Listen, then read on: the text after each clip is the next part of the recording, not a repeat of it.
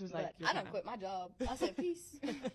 So now is like you're gonna go to LA, you're gonna go to New York. Oh yeah. Do you think you see yourself like starting your own I saw that video of the girl, the Huck Tour girl. Society has really gone downhill rather quickly. But, you know, she's moving to Los Angeles. She hired managers. Like, she wants to pursue a life of being famous.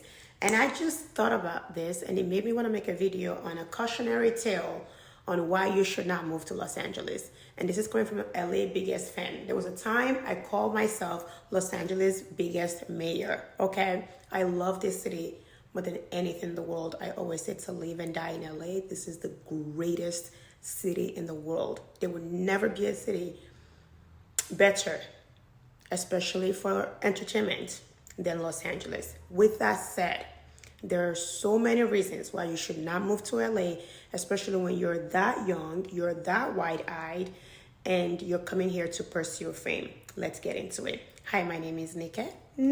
Before we start, I want to say there's a huge difference between people who are from LA and people who move to Los Angeles like myself. Huge difference. I will actually go as far as to say, oh, this perfume smells so good, that they have absolutely nothing in common. That if you've been here more than 5 years, you get to kind of pick up on people who are from here and people who move to Los Angeles rather quickly. So in this video, I'm going to be talking about people who are actually moving to LA rather than people who are actually from here, okay? I want to make that very clear because Angelinos are the greatest people. They're amazing, they're kind, they're loving, they're not clout chasers, they're incredible. But then we have Angelino influencer culture, and it's a huge difference. The fact that I understand that if you're like 18, 19 and you hit your first 100K followers, I'm sure there's like a bunch of managers and agents in your DMs asking to sign you, and usually they're in LA or New York. And so it feels like a disservice to yourself if you don't pack your bags and go. However, to be an influencer, you don't have to be in Los Angeles. You can work from anywhere. That's the point. It's like a remote job. You don't have to be in LA to be famous. LA is so expensive. Let's start there.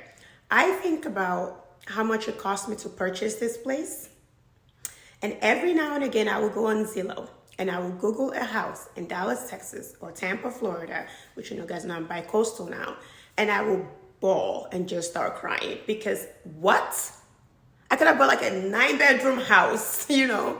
LA is expensive. You're gonna have to work 4 or 5 jobs to keep ends meet as a young person. Number 2, the homeless situation here is terrible. It is so disheartening to live in a house, live in a mansion, whatever it is, and you drive outside of the house and you see a camp sitting outside. There's a place here, actually, down the street from me, not too far, called Skid Row, and it's an actual city of just homeless people. And I think about when I drive through that place, I think about how many people come here, how many kids come here, wide-eyed, excited to live in Los Angeles, and they fall through the cracks. I was one of those kids. Let me tell you, LA, and I'm talking about the influencer culture, at least when I was in the party and lifestyle, believe it or not, I was. It's the place where you have to sell your soul.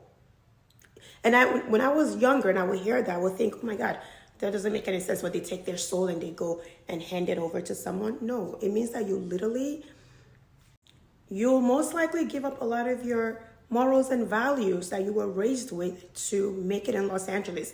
And if you cannot give it up, you will most likely end up on Skid Row, okay? I think about every person I meet in LA who I meet like their first week here, and they're so happy and they're so bubbly and they have like this excitement, this like purity to them, right? This naivete almost. And then you check on their Instagram a year later and they look soulless. Their eyes are gone. That joy has been wiped clean out of their soul. And that is definitely the definition of selling your soul, because you're going to see things that you would never see in any other city in the world. You're going to see them here, and you're going to see them up close and personal. And if you're not strong enough, you'll be tempted to try those things. And those things, I mean, they call LA Sodom and Gomorrah for a reason. Next, making true friendships in LA is almost impossible. Now, again, this is the part I'm going to emphasize, that this is about the people who moved to Los Angeles, because I know there's so many group of friends here who grew up together and this is just home to them and they don't care about the clouds. However, this is the most transactional city in the world. And if I think what makes it horrible is like, okay, for example, if you're in New York and you make friends with a doctor or a lawyer, there's not a chance, there's a very slim chance that doctor and lawyer is going to wake up one day and go like, I want to be a famous actor. I want to be famous. However, in LA, they could be the governor of the city, okay? They could be the mayor. And that chance of touching that fame always feels so attainable because you're around it all the time. And the sad part is 99% would never attain it. Never. Imagine coming to Los Angeles to be famous and you end up becoming an assistant or a background singer, or, I mean, there are men who are 40 who are in boy bands. Peter Pan syndrome is real here. And you're around celebrities every day. I mean, if you're living in LA, you're around celebrities every day. You're always so close. But for some reason, because fame is reserved for the very few. And the very few who do what? The very few who sell their soul. That you are in the background of their life every single day, but you will never accomplish it. But you're stuck in this rat race, right? Where you're like, one day I'm so close, I'm gonna get there. Or you've touched it once and you're like, I can touch it again. Oh my God, I can get there. But you're never gonna get there. And that's not to be negative, because think about it. How many people actually become famous and maintain that fame? You know what I mean? So you come here, you run into people and you think, oh, I've made really good friends.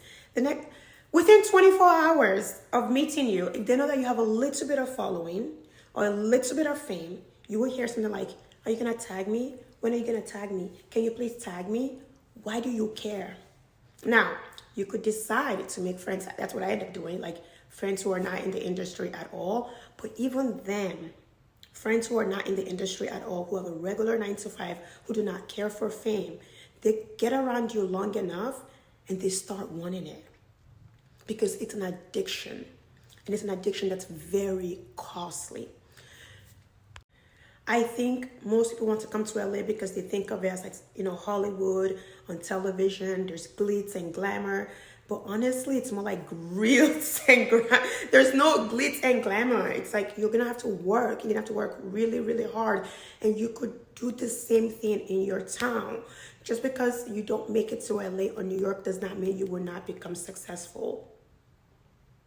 Do you understand? Like, I want to make that very clear for the next generation of influencers coming up. You can be an influencer anywhere. That's what makes this job so fantastic. You don't have to come to LA for it, because this city will chew you up and it will spit you out, and it will spit you out brutally, because you will have, it's one thing to have heartbreaks from men who will never accomplish anything and they're just chasing and chasing, they want to be famous.